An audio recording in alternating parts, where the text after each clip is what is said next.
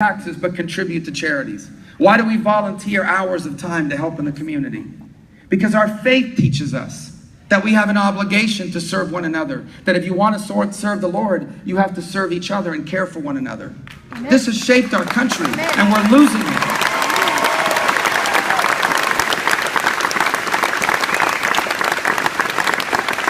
And that's why religious liberty is so important. But that's also why it's so important to have a president that will do as I will. And that is, I will never be ashamed to say, no matter what the political consequences might be, that all human life is worthy of the protection of our laws.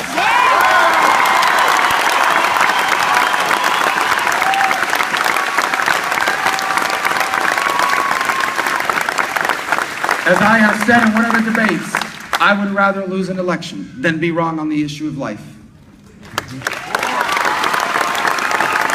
And the good news is you don't have to lose an election to be right on the issue of life. Because one of the best developments that's happened in America today is that younger Americans are more pro-life than their parents' generation is. We are making a difference. We are making progress.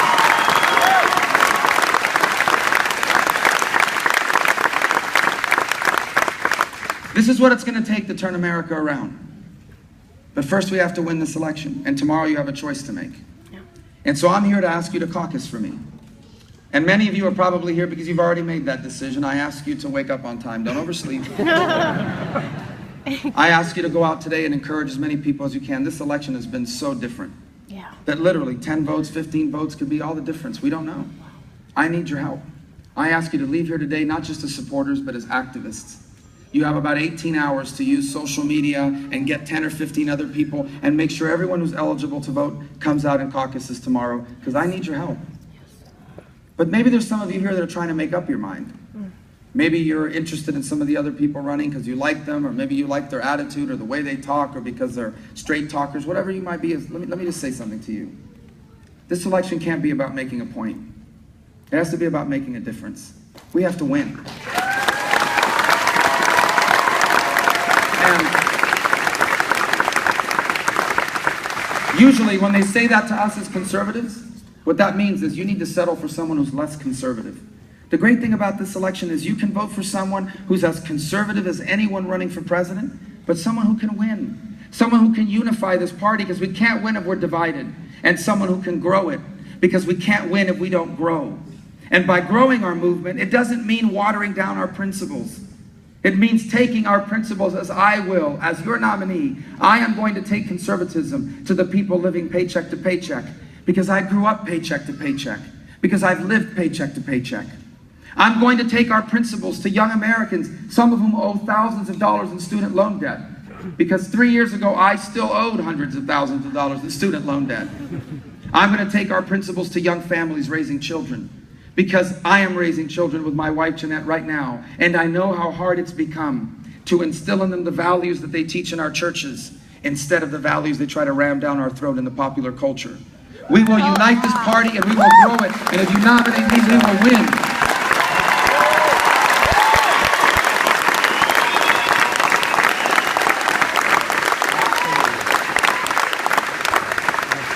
But I ask you to caucus for me for one more reason. I'm sorry it's so warm. I see you guys fanning yourself with the signs. I'll wrap it up with this. I don't want anybody to faint. My speeches are not that good, guys. Come on.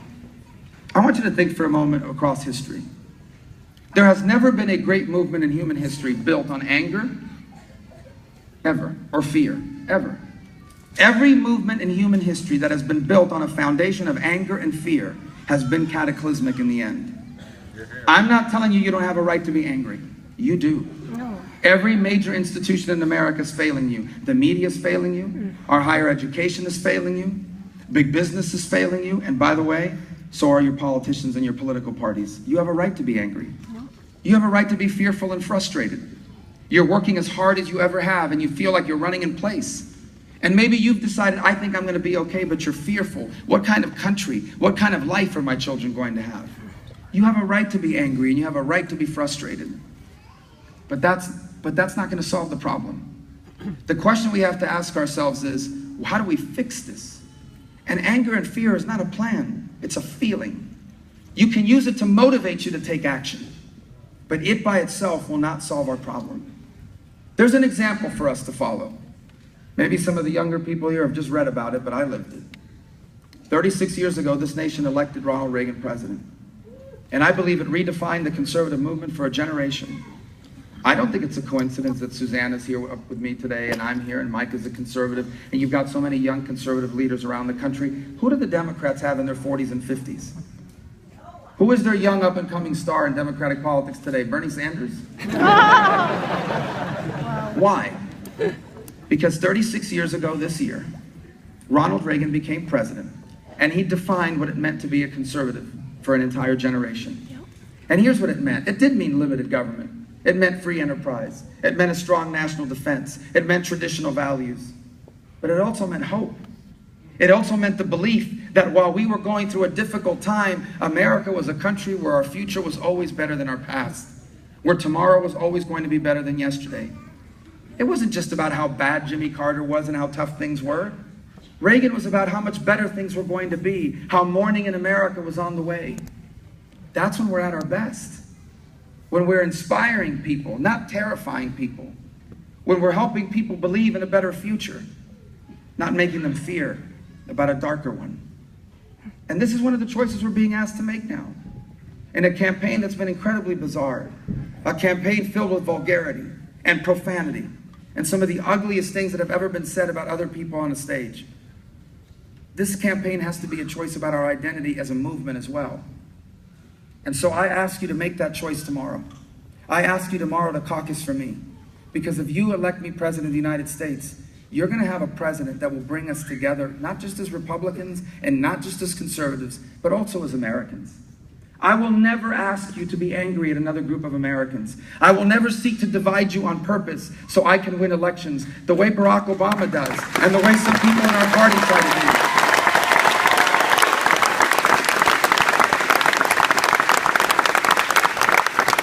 Because I was with your governor earlier today, and I'm with Governor Martinez now, and they can tell you, when you're governor, you've got to be the governor of all of your people, even the ones that don't like you. And when you're president, you have to love all of the American people, even the American people that don't love you back.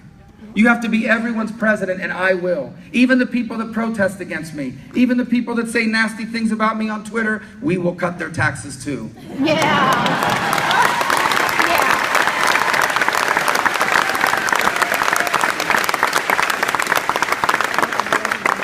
And I'll close with this. I see a lot of young faces here. It's very common in our events. It really lifts me up. It really does, because I know that the election's about them.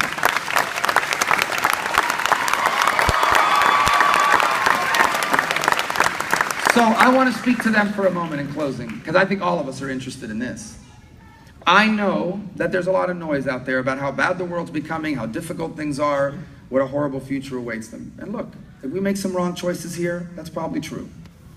But I actually believe that this generation of Americans, millennials, whatever you want to call it, I actually believe that this young generation of Americans has the chance to be the next greatest generation. I really do.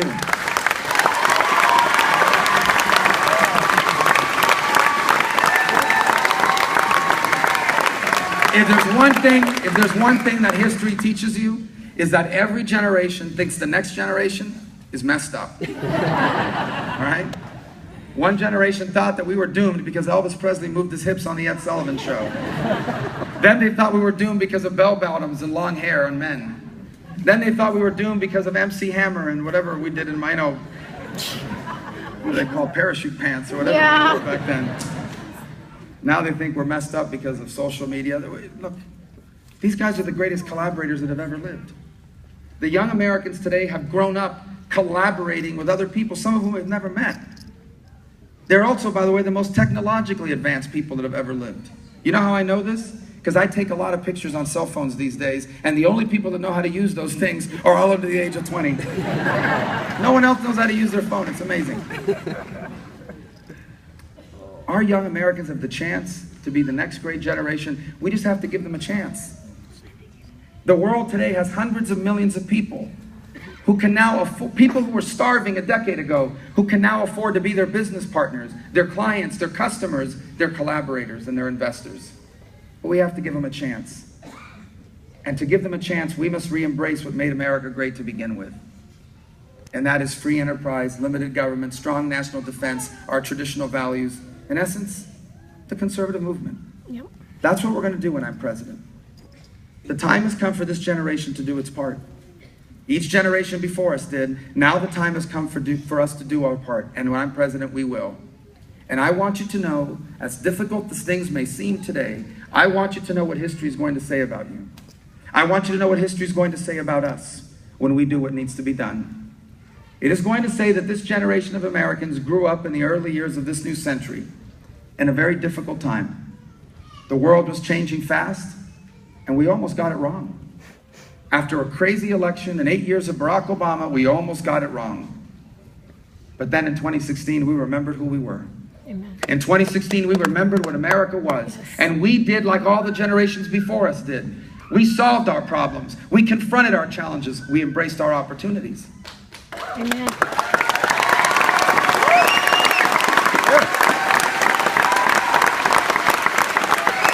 And because we did what needed to be done, these young Americans became the freest and the most prosperous people that have ever lived. Because we did what needed to be done, the American dream that shaped your life and mine didn't just survive. It reached more people and changed more lives than ever before. Because we did what needed to be done, the 21st century became the greatest era in our history. It became a new American century. And so I am asking for your vote tomorrow. I am asking you to get people to caucus for me, because together, if we do what needs to be done, we are going to leave for our children what our parents left for us: the single greatest nation in the history of all of mankind. I need your help tomorrow. Thank you, and God bless you. Thank you.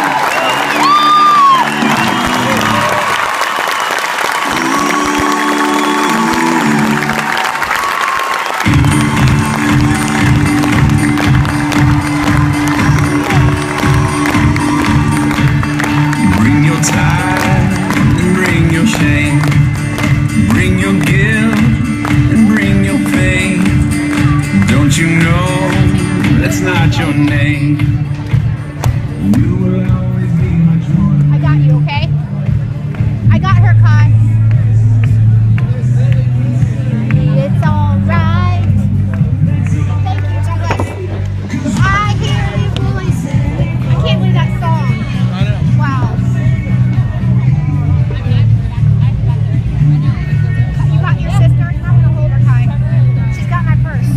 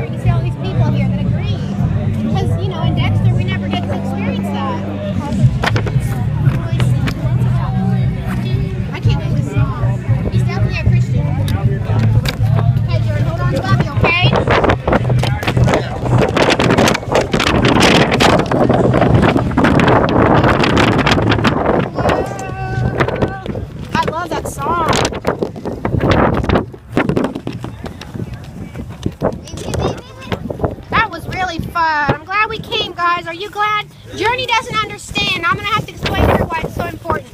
She was just like, I'm ready to go. You don't know why it's important. Yes, I do. When you grow up and vote, then you'll understand.